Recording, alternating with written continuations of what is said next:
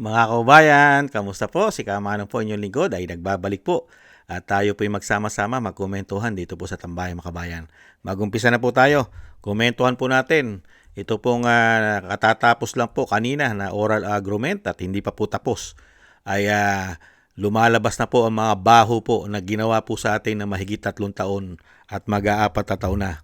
Ang mga unprogrammed appropriation at syempre po ang mga insertion na natutuklasan na po ng taong bayan dahil po dito po sa ginagawa po investigasyon ng oral argument ng Korte Suprema. At pakinggan po natin si Associate Justice Leonen at dito po ay grabe po ang mga insertion at siyempre po ang mga programa na dapat po mapakinabangan po ng Pilipino ay kinikitil po nila at nawawala po ang budget dito. Kaya wala pong natatapos mga kababayan. Kaya po grabe. At iba ang pinagtutuunan nila ng pansin kung saan po sila kikita at limpak-limpak na salapi. Hindi kaya. Pakinggan po natin si Justice Leonen kung paano po nila binaboy ang pera ng taong bayan. Binaboy nila umano. Grabe mga kababayan. Ito po, pakinggan po natin si Associate Justice Leonen.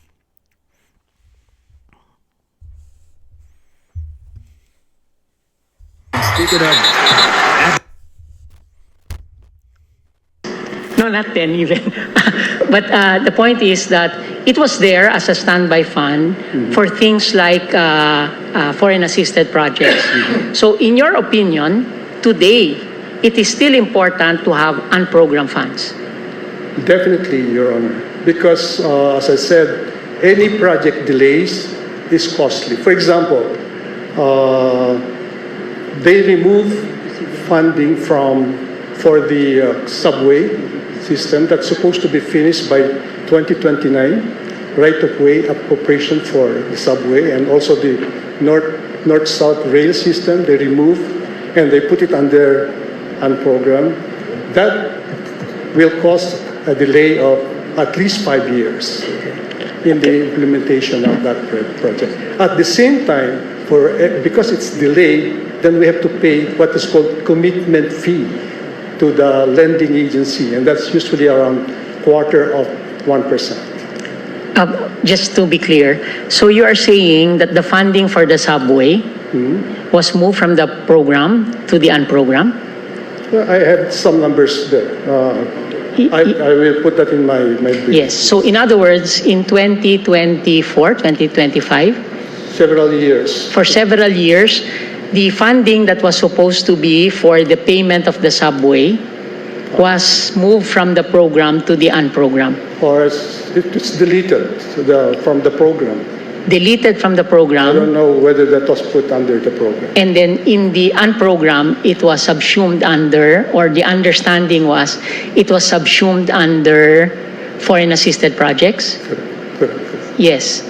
And you are saying that that meant that instead of the unprogrammed being assisting us in the sense that you have a standby allocation so that when it is already ready, that we can make the initial payments already. What happened with the subway was we had to spend more because there was no allocation to pay the Correct. counterpart. It cannot move forward because there's no funding for right-of-way acquisition. Okay. And you mentioned another project. This, what The was it? north-south rail system.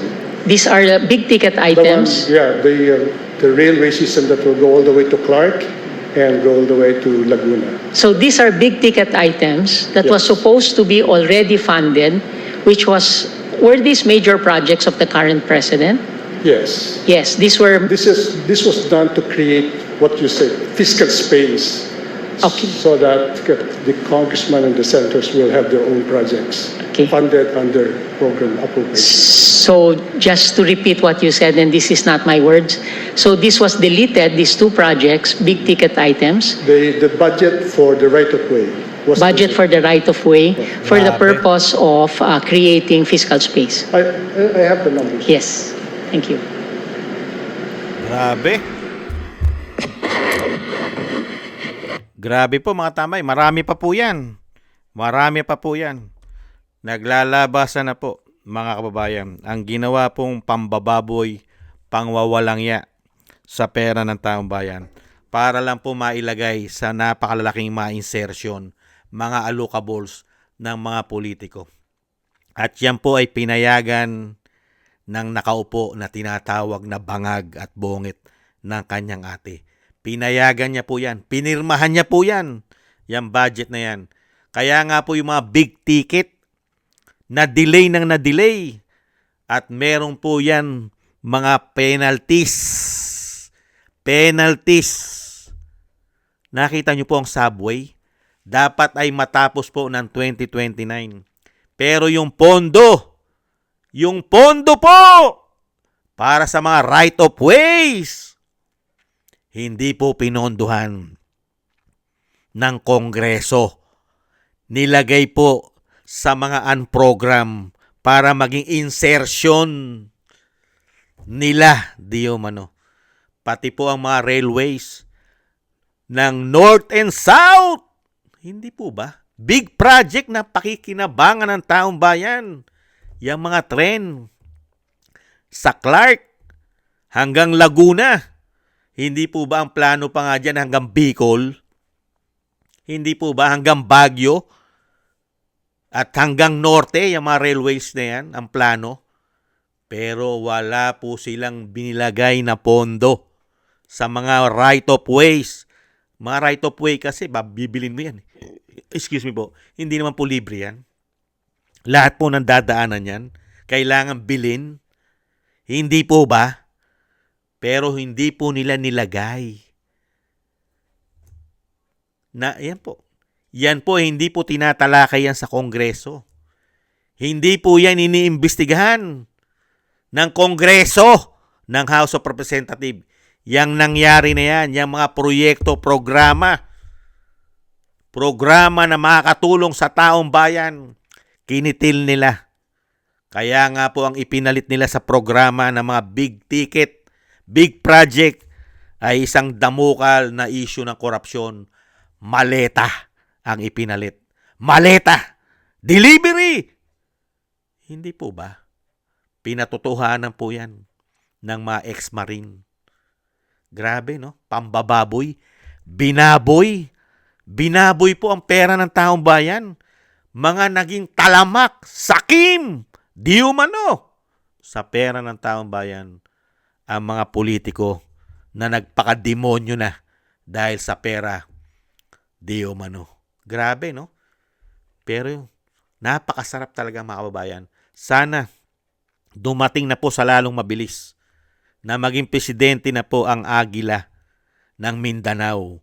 Nang lahat po ng natutuklasan po natin ngayon sa oral argument parang po sa Korte Suprema ay lumalabas na po. Dahil mismo po ang dating Finance Secretary na si Benjamin Diokno ang nagpapatoto na ganun po ang nangyari sa budget, sa ginagawa pong budgeting sa pera ng taong bayan. Inilalagay po nila sa mga unprogram appropriation at syempre po nagiging insertion mga allocables ng mga politikong gahaman sa pera di umano. At yan naman po pasisinungalingan naman po nila yan. Meron po bang aamin? Meron po bang umamin na magnanakaw? Walang aamin na sila'y nagnanakaw. Kaya nga ayaw nilang ipasa ang batas na bitay dahil sa ganito pong ginagawa nilang pangwawalangya sa pera at sa mga Pilipino. Pero diyan tayo magtataka. Kahit po natutuklasan ng taong bayan ang ginagawa po nilang pambababoy, pagnanakaw sa pera ng taong bayan, pero hanggang ngayon, ang mga men in uniform generals natin ay tulog na tulog sa sitwasyon ng isang damukal na issue ng korupsyon. Tulog na tulog, mga kababayan. Mahimbing na mahimbing.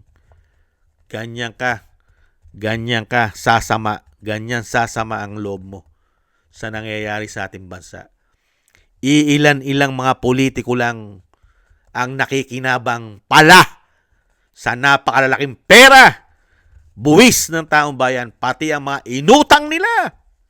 Grabe, sila lang pala nagkakamal nung pumasok po ang binagoongang Pilipinas. Nagkandaleche-leche na po. Hindi po natin naranasan yan kay dating Pangulong Duterte. Dahil nga po kay dating Pangulong Duterte, hindi po ganyan. Hindi niya po pinayagan na ganyang kalaki ang mga insertion, appropriation, at hindi niya pinayagan ng mga politiko, mga congressman, mga senador na makahawak ng napakalalaking insertion, mga allocables. Hindi niya pinayagan yan. Hindi po ba? Pero sa panahon ngayon, nag-ubra lahat. Dahil pati nga ang Pangulo ay may issue rin na hindi bababa sa loob ng isang taon na kailangan meron daw pong 100 bilyon ayon kay Saldico. Ayon po kay Saldico. Grabe, no? Kanya-kanya pong silid. Kanya-kanyang sube. Unbelievable, mga kababayan. Kaya nga po tayo, inip na, lalong-lalo po si Kamanong. Inip na po. Sana, mabilis na po at dumating na po ang panahon na dumapo na po ang Agila ng Mindanao sa Malacanang. Nang lahat po na nagsabwatan at sindikatong mga magnanakaw sa ating bansa ay makulong. Dahil wala naman pong bitay, makulong lahat. At syempre po, isuka nila ang mga pinagagawa nilang pagnanakaw di umano sa ating bansa. At syempre po, ang nakakalungkot, nasayang ang panahon. Nasayang ang napakagandang naumpisahan ni dating Pangulong Duterte. Ginipit po nila ng ginipit sa pondo.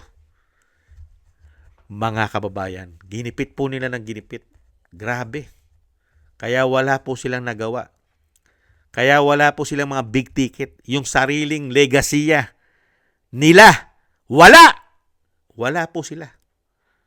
Dahil nga po, sanay na sanay po sila sa mga insertion. Hindi po ba? At sanay na sanay po sa mga unprogram. Unbelievable, mga kababayan. Napakarami na po kasalanan ang ginawa po sa atin. Pero ang tinututukan lang po nila ay ang mga Duterte para po mailihis ang mga pinagagawa nila. Para po mailihis ay kailangan po nilang dalhin sa mga Duterte. At siyempre kailangan nilang pabagsakin ng Vice President gamit ang impeachment nila. Dahil alam po nila sa kanilang mga sarili na si Vice President ang magpapakulong sa kanila. Hindi po ba?